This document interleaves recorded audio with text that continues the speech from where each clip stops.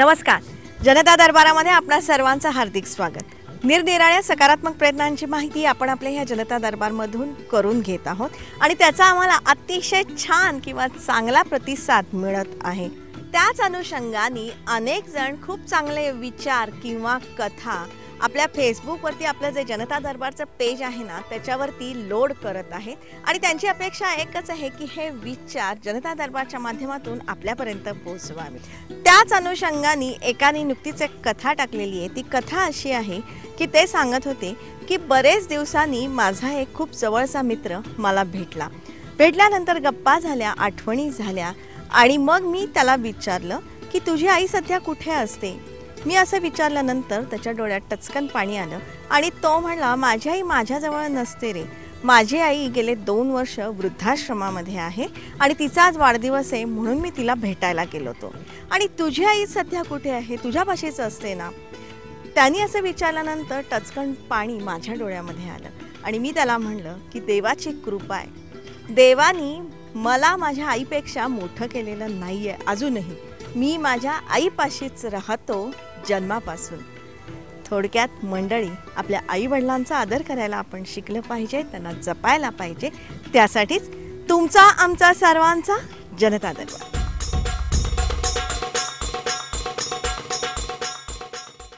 जनता दरबारमधला आपला आजचा विषय ही खूप चांगला आहे, तुम्हाला आवडेल असाच आहे. पण आजचा विषय हा थोडासा अभ्यासाचा विषय आहे आणि त्यासाठी आपण थेट जाणार आहोत एका धरणावर. तसं पाहिलं ना तर प्रत्येक धरण ही एक वेगळी कहाणी असते. कारण धरणाच्या आराखड्यापासून त्याची बांधकाम शैली असेल, पाण्याचं वाटप असेल, निधीची उपलब्धता असेल किंवा कालव्यांचा प्रश्न असेल किंवा भूसंपादन असेल किंवा पुनर्वसनाचे प्रश्न असतील किंवा त्यामध्ये अनेक प्रकारचे तंटे बखेडे असतील किंवा ह्या धरणांसाठी निरनिराळ्या प्रकारच्या परवानग्या लागतात इत्यादी विविध गोष्टींचा अंतर्भाव ह्या सगळ्यामध्ये असतो. आणि हे सगळं आपण कधी जाणून घेतलेलं आहे का मंडळी? बरेचदा एखाद्या गोष्टीच्या माहिती अभावी आपण त्याच्याविषयी नकारात्मक बोलत असतो आणि हेच जाणून घेऊन जनता दरबारच्या माध्यमातून आपण कुठल्याही बाबीची पूर्ण वस्तुस्थिती जाणून घेत आहोत, जेणेकरून अशा प्रकारची कामं जे करत असतात ना त्या काम करणाऱ्या हातांना कुठेतरी सकारात्मक बळ मिळेल. आपल्या दखल घेण्यामुळे कुठेतरी त्यांच्यामध्ये एक प्रकारचा विश्वास निर्माण होईल. आणि त्यासाठीच आज आपण जाणार आहोत कायम चर्चेत असलेल्या अहमदनगर जिल्ह्यातल्या अकोले तालुक्यातल्या निळवंडे धरणावर. लोकांच्या हिताचं काम आहे, ते लोकांना पटवून देण्याचं काम पाहिजे आणि लोकांचा विश्वास असला पाहिजे. एक मी तसा नशीबवान माणूस असा आहे की प्रतिनिधी म्हणून की किमान माझ्या अकोले तालुक्याच्या जनतेचा माझ्यावर विश्वास आहे की हा खोटं बोलणार नाही, जो करेल ते लोकांच्या हिताचं करेल. होणार नसलं तर नाही सांगतात ते की हे जमणं शक्य नाही. परंतु लोकांची जी नकारात्मक भावना आहे ती जर सकारात्मक करायची असेल तर आपल्याला जे लोकांच्या हिताचं आहे ते हो म्हटलं पाहिजे आणि जे करताच येणं शक्य नाही तिथे नाही म्हटलं पाहिजे. आज निळवंडे धरणाचं 95% काम पूर्ण झालेलं असून 5% काम शिल्लक आहे. म्हणजे आता 95% जे काम झालं आणि फक्त 5%च राहिलं होतं. हे 5% म्हणजे खरं इंजिनिअरिंग वर्क आहे. आतापर्यंत म्हणजे एक मॉस वर्क होतं, सेंटरिंग लावायचे काम करून घ्यायचं. पण आता इथून पुढची जे कंपोनंट आहे फार डिफिकल्ट आहे आणि अगदी म्हणजे तारेवरची कसरत आहे. पूर्ण ते गेट बसवणं, गेट पूर्ण म्हणजे जवळपास या डॅमची जी उंची आहे 76 मीटर उंच आहे फाउंडेशनपासून. म्हणजे महाराष्ट्रामध्ये जवळपास 3ऱ्या नंबरचं सर्वात उंच धरण आहे. या निळवंडे धरणाचं फार मोठं वैशिष्ट्य म्हणजे या धरणाचं काम पूर्ण होण्यापूर्वी इथल्या पुनर्वसनाचं काम 90% पूर्ण झालेलं आहे. हे काम करण्याचं भाग्य मला असं मिळालं की सुदैवानं काही काळ मी मंत्रिमंडळात नव्हतो, त्यावेळेला आमदार म्हणून होतो. परंतु मी धरणाचा प्रत्येक व्यक्तीला बोलवायचो आणि व्यक्तीला बोलून त्याचे प्रश्न काय आहे व्यक्ती, आणि म्हणून आम्ही सामुदायिक पुनर्वसनाच्या ऐवजी व्यक्ती विकासाचं पुनर्वसन आणि म्हणून हा कार्यक्रम घेतला.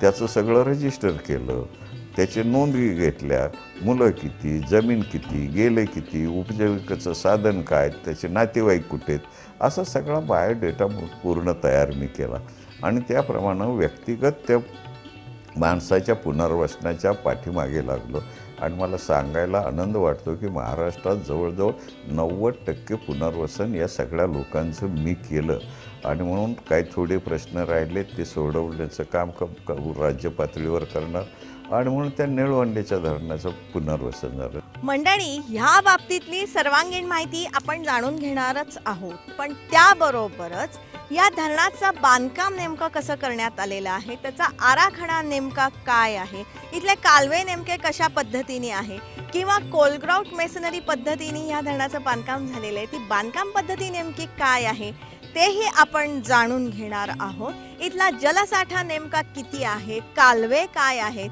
इथे जलसेतू बांधलेले आहेत किंवा ह्या धरणामध्ये उच्चस्तरीय एक मोठा पूल बांधलेला आहे, नेमकं ते कशा पद्धतीने बांधण्यात येणार आहे किंवा ह्या धरणाचं अजून एक फार मोठं वैशिष्ट्य असं आहे की याच्यामध्ये 2 उच्चस्तरीय कालवे काढण्यात आलेले आहेत. पण त्याचबरोबर कुठल्याही धरणाला निरनिराळ्या परवानग्या घ्यायला लागतात आणि त्यातही केंद्रीय जल आयोगाची परवानगी मिळवण्याकरता नेमक्या कुठल्या कुठल्या मान्यता घ्यायला लागणार आहेत तेही आपण जाणून घेणार आहोत. आणि तसंही पाहिलं ना तर कुठलंही धरण जर का असेल ना तर त्याला फार मोठा इतिहास असतो आणि तो जर का आपण जाणून घेतला ना तर ही जी धरणं असतात ती इतकी वर्ष का रखडतात ह्या प्रश्नाचं उत्तर आपल्याला नक्कीच सापडू शकेल. त्याच अनुषंगाने निळवंडे धरणालाही फार मोठा इतिहास आहे. निळवंडे धरणाची पहिली मान्यता मिळालेली आहे 1970 साली. प्रवरा नदीवर भंडारदरा धरण हे ब्रिटिशांनी बांधलेलं आहे आणि नंतर त्याचे कॅनॉल हे ओझरपासून खाली म्हणजे श्रीरामपूर तालुक्यात विशेषतः आणि राहुरी तालुका नेवासा त्याचा फायदा त्या भंडारदरा धरणाच्या पाण्याचा ओझरपासून खाली या लाभक्षेत्राला होतो.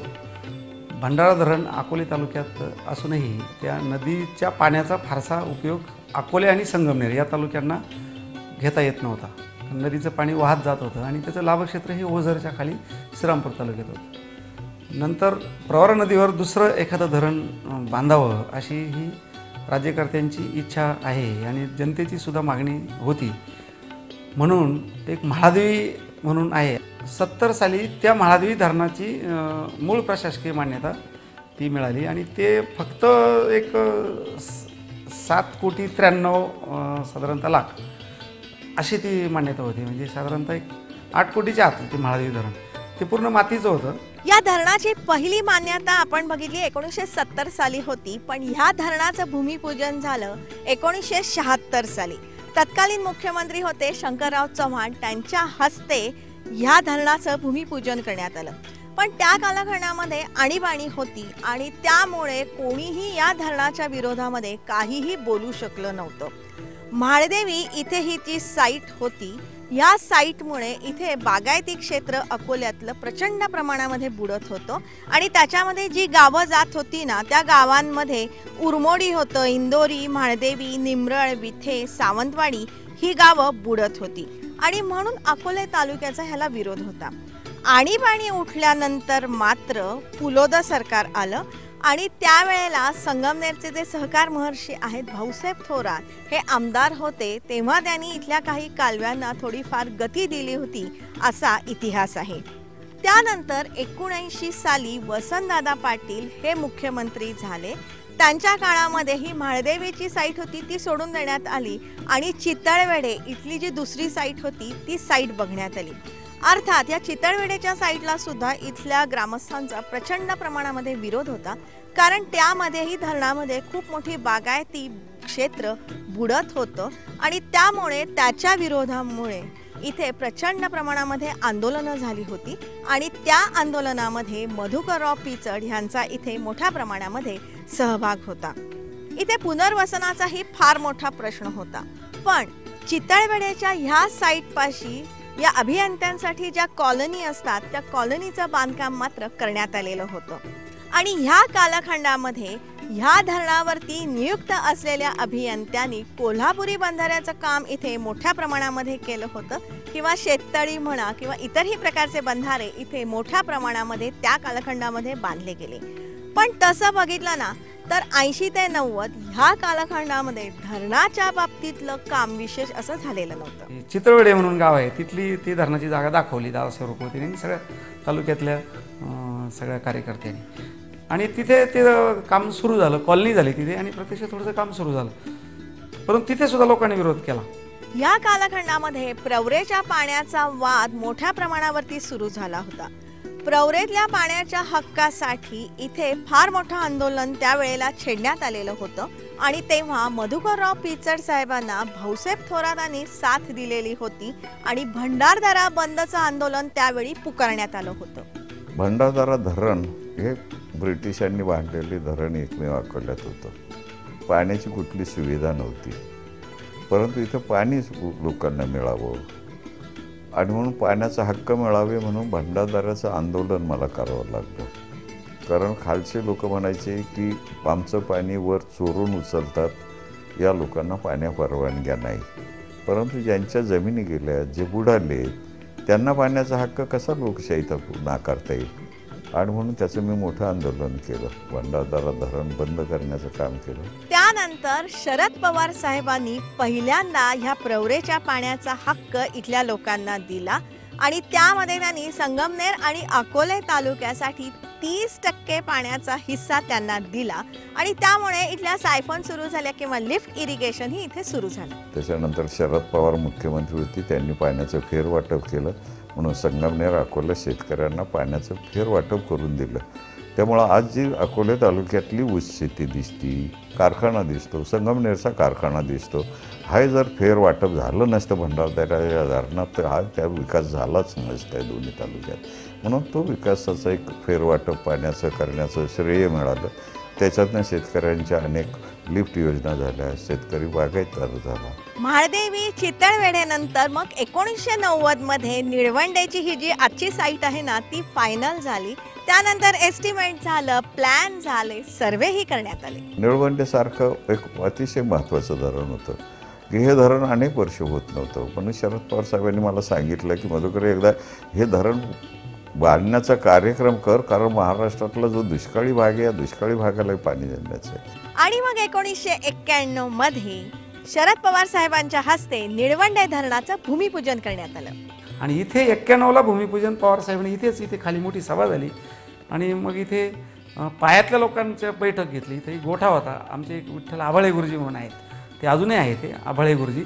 तर त्यांचा एक जनावरांचा गोठा होता, काही घरं होती आणि काही जमिनी बुडत होत्या. तर पायामध्ये लोकांचं पहिलं पुनर्वसन करायचं म्हणून पवार साहेबांनी इथे बैठक घेतली. प्रांत कलेक्टर वगैरे त्यांची, महसूलच्या लोकांची पुनर्वसनाची, की ह्या पायातल्या लोकांचं पहिलं पुनर्वसन झालं पाहिजे तर हे काम सुरू होईल. 1970 ते 91 हा धरणाचा प्रवास जो आहे तो आपण बघितला आणि त्यामध्ये आपल्या असं लक्षात आलं असेल की 1970 ते 90 सालापर्यंत धरणाची जागाच फिक्स होत नव्हती. 2-3 वेळा बदलल्यानंतर फायनली 90 मध्ये निळवंडे इथे ती जागा फिक्स झाली. 91 साली त्याचं भूमिपूजन झालं आणि मग 91 ते 95 ह्या कालखंडामध्ये ह्या धरणाचा पाया खोदण्याचं काम सुरू होतं. पुढे 95 साली सरकार बदललं आणि त्यामुळे काम पुन्हा संथ गतीने झालं. ते 2000 सालापर्यंत ह्या धरणाचं काम अतिशय कूर्म गतीने सुरू होतं आणि मग 2003 ह्या साली बाळासाहेब थोरात हे पाटबंधारे राज्यमंत्री असताना ह्या धरणाला गती मिळाली. आणि बाळासाहेब थोरात साहेब हे पाटबंधारे खात्याचे राज्यमंत्री झाले 2000 नंतर. पिचड साहेब मंत्रिमंडळात नव्हते.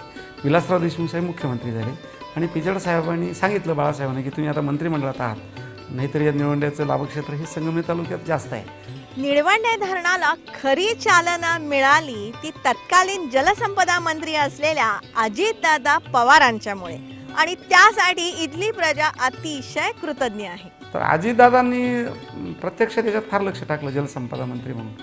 कोणतं टाकलं तर पहिल्यांदा आमची मागणी काय होती अकोल्याच्या लोकांची की सरकारी जमिनी द्या, म्हणजे लाभक्षेत्रामध्ये जो स्लॅबच्या जमिनी मिळतात खाजगी, तर त्या जमिनी न देता सरकारी जमिनी द्या. सरकारी म्हणजे ग्रामपंचायत गायरान जमिनी द्या, त्या मोकळ्या जागा पडल्या होत्या त्या जमिनी द्या, ही आमची मागणी होती. आणि त्यानुसार ती कॅबिनेटमध्ये नोट गेली. तर ते मग सगळ्या सरकारी जमिनी अकोले आणि संगमनेर तालुक्यातल्या सरकारी जमिनी अक्वायर केल्या, गायरान जमिनी ग्रामपंचायतीच्या, आणि त्या या प्रकल्पग्रस्तांना दिल्या. त्या कालखंडामध्ये ह्या धरणाच्या बांधकामाला गती मिळालीच आणि त्याचबरोबर पुनर्वसनाच्या कार्यक्रमामध्येही खूप घडामोडी इथे घडल्या. आणि म्हणून त्याचं पुनर्वसनाचे प्रश्न होते. ते पुनर्वसनाचे प्रश्न घेऊन खऱ्या अर्थानं उभं राहिलेलं होतं. आणि मला वाटतं की महाराष्ट्रात एक आपण ज्याला अपवादात्मक होतो असे निर्णय घेण्याचं भाग्य या निळवंडे धरणात मिळालं.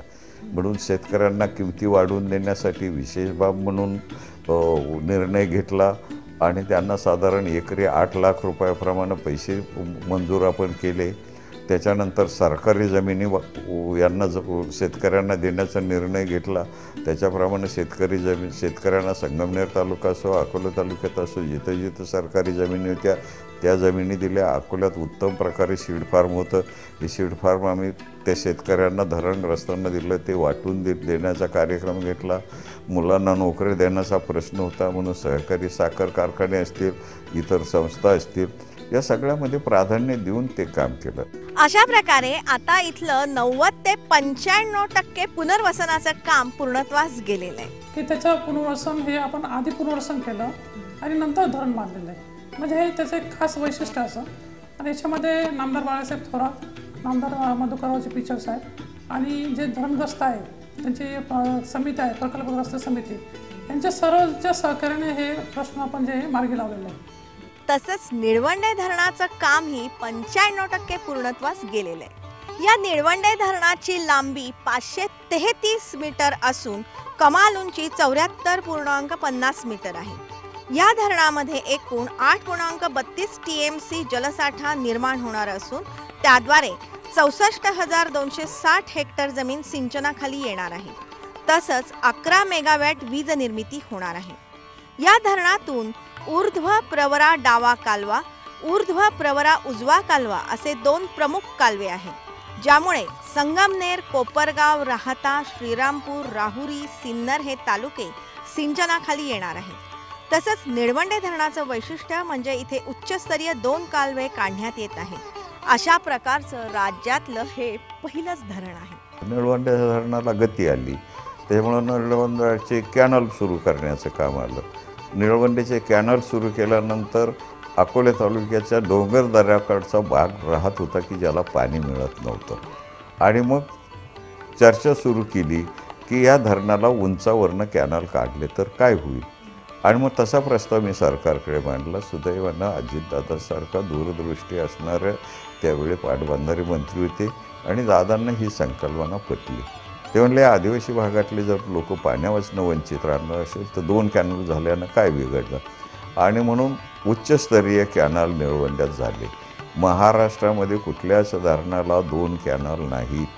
हा एकमेव धरण आहे की या धरणाला खालून एक कॅनल आहे आणि उच्चस्तरीय वरनं कॅनल आहे. वरचस्तरीय कॅनलमधनं पाईपमधनं पाणी नेण्याचा कार्यक्रम आहे. आज त्याचं काम देखील सुरू झालेलं आहे. जवळजवळ एक 70% काम पूर्ण होत आलेलं आहे. आणि त्यावर जो उपेक्षित भाग कधी जन्मात पाणी भेटलं नसेल त्याला वरच्या लेवलवरनं पाणी भेटणार आणि 2 वेळाला पाणी त्या माणसांना भेटणार. आणि मग 2 वेळाला जरी पाणी भेटलं तरी त्यांचं एक पीक येऊ शकेल, लोकांचं बागायत होऊ शकेल. आणि म्हणून त्या निळवंडे धरणातनं या लोकांचं पुनर्वसन जसं चांगलं झालं तसं धरणातल्या पाण्याचा लाभ देखील या निळवंडेच्या उच्चस्तरीय कॅनलनं ह्या अकोले तालुक्यातल्या लोकांना होणार आहे. प्रकल्प बाधितांना पूर्ण न्याय देत असतानाच प्रकल्पाच्या बांधकामाची गती राखायची ना, ही फार मोठी तारेवरची कसरत असते. आणि त्यातही अनेक समस्या येत असतात, अडचणी येत असतात. त्याच्यावरही उपाय शोधायचा असतो आणि त्यातूनच बरेचदा विलंब होतो. अशा प्रकारचा विलंब झाला ना की मग या प्रकल्पाचा खर्च वाढत असतो. मग या निधीची उपलब्धता कुठून करायची हाही मोठा प्रश्न आवाजून उभा असतो. बरेचदा पर्यायी जमिनींचा प्रश्नही उभा असतो किंवा या जमिनी उपलब्ध असल्या तरी त्या बाधितांना त्या जमिनी पटतातच असं नाही. अनेक समस्या याच्यामध्ये उभ्या असतात. अर्थात या धरणाच्या बांधकामासाठी जी निधीची उपलब्धता असते ना तोही मोठा प्रश्न असतो. आणि ही निधीची मोठ्या प्रमाणावरती उपलब्धता कोणाकडून होत असते माहितीये? केंद्रीय जल आयोगाकडून या धरणांच्या कामासाठी मोठ्या प्रमाणावरती निधी उपलब्ध होतो. अर्थात या केंद्रीय जल आयोगाची मान्यता मिळण्यासाठी ही फार मोठी प्रक्रिया आहे. म्हणजेच ही मान्यता मिळण्यासाठी 14 संचालनालयांच्या जवळपास 17 मान्यता मिळवाव्या लागतात. निळवंडे धरणाला अशा प्रकारच्या 11 मान्यता मिळालेल्या आहेत. त्या नेमक्या कुठल्या आहेत ते आपण बघू. जलनिष्पत्ती संचालनालय, आंतरराज्य संचालनालय, बॅरेज कालवा संचालनालय, संशोधन आणि दगडी धरण, भराव संचालनालय, द्वारे संचालनालय, केंद्रीय भूजल मंडळ, केंद्रीय माती व सामग्री संशोधन संस्थान, कृषी मंत्रालय भारत सरकार, पर्यावरण व वने मंत्रालय वन जमीन हस्तांतरण मान्यता, पर्यावरण मान्यता या 11 मान्यता निळवंडे धरणाला मिळालेल्या आहेत. उर्वरित 6 मान्यतांसाठी प्रयत्न सुरू आहे. त्यामध्ये सिंचन नियोजन, अंदाजपत्रके, अनुदान व तांत्रिक मान्यता, बांधकाम यंत्रसामुग्री, आदिवासी विकास मंत्रालय, प्रकल्प मूल्यांकन संचालनालय ह्या मान्यता मिळाल्यानंतर निधी प्राप्त होईल आणि मग धरणाच्या उर्वरित कामाला गती मिळेल. ते व्यवहार्य कल्पना मांडणे आणि व्यवहार्य कल्पना वस्तुस्थितीनिष्ठ पटवून देणं आणि त्याचा पाठपुरावा करणं याच्यात सगळ्यात मोठी भाग असते तो विश्वासार्हतेचा. सुदैवानं अनेक वर्ष राजकारणात काम करत असल्यामुळं आणि एक लोकांचा सगळ्यांची श्रद्धा आणि विश्वास आहे. मंडळी, आज बाधितांच्या पुनर्वसनासाठी निळवंडे पॅटर्नची दखल सर्वदूर घेतली जात आहे. व्यक्तिनिष्ठ पुनर्वसन अशी इथली ही संकल्पना आहे आणि ही जी संकल्पना आहे ना ती आपण पुढच्या भागामध्ये जाणून घेणार आहोत. त्याचबरोबर या धरणाची रचना काय आहे, आराखडा काय आहे, कालव्यांची स्थिती काय आहे याविषयी सगळं आपण पुढच्या भागामध्ये जाणून घेणार आहोत. त्याचबरोबर हे जे धरणाची जी बांधकामाची पद्धत आहे ना ती कोलग्राउट मेसनरी अशा पद्धतीचं हे बांधकाम झालेले आहे. ते नेमकं काय आहे ना तेही आपण पुढच्या भागामध्ये जाणून घेणार आहोत. अतिशय इंटरेस्टिंग असंच आहे किंवा ह्या धरणामध्ये सगळ्यात उंचीचा असा मोठा पूल तयार करण्यात येणार आहे त्याविषयी आपण जाणून घेणार आहोत. इथे पर्यटन स्थळ करण्यात येणार आहे तेही आपण जाणून घेणार आहोत. त्यातल्या अडीअडचणी काय आहेत, त्याच्यावरचे उपाय काय आहेत तेही आपण पुढच्या भागामध्ये जाणून घेणार आहोत. नुसतंच धरणाचं काम रखडलं असं म्हणण्यापेक्षा आपण वस्तुस्थिती जाणून घेत आहोत आणि त्याच अनुषंगाने 1970 ते 2013 या 44 वर्षातला निळवंडे धरणाचा जो इतिहास आहे तो आपल्याला कसा वाटला ते तुम्ही जरूर आम्हाला कळवा. त्यासाठी आमचा ईमेल ID आहे janatadarbar@yahoo.in. या आमच्या ईमेल ID वरती तुमच्या सूचना असतील, विचार असतील, मनोगत असतील, अभिप्राय असतील ते तुम्ही लवकरात लवकर आमच्यापर्यंत पोचवा किंवा तुमच्याकडे जी काही सकारात्मक माहिती असेल ना तीही तुम्ही आम्हाला द्या. जनता दरबारचं स्वतंत्र पेज फेसबुकवर आहे, ते तुम्ही लाईक करा. त्याच्यावरची माहिती आहे ती जाणून घ्या. तुमच्याकडची सकारात्मक माहिती त्या पेजवर तुम्ही नक्कीच टाका. जनता दरबारचा आपण आता एक ग्रुप केलेला आहे जो सकारात्मक आहे, तोही तुम्ही लवकरात लवकर जॉईन करा. लक्षात ठेवा, चांगल्यातून नेहमी चांगलंच घडतं ह्या विचाराने प्रेरित झालेला हा आपल्या सगळ्यांचाच कार्यक्रम. त्यासाठी दर सोमवारी रात्री 10 वाजता सह्याद्री वाहिनीवरून जनता दरबारमध्ये आपण भेटतच असतो. दर शुक्रवारी सकाळी 8 वाजता पुनःप्रक्षेपणामधून सह्याद्री वाहिनीवरून जनता दरबारमध्ये आपण भेटतच असतो. जास्तीत जास्त संख्येने आपण सगळ्यांनी जनता दरबारमध्ये सामील व्हावं, जेणेकरून ही जी सकारात्मक माहिती आहे ना ती जास्तीत जास्त लोकांपर्यंत पोहोचेल. त्यासाठीच तुमचा आमचा सर्वांचा जनता दरबार.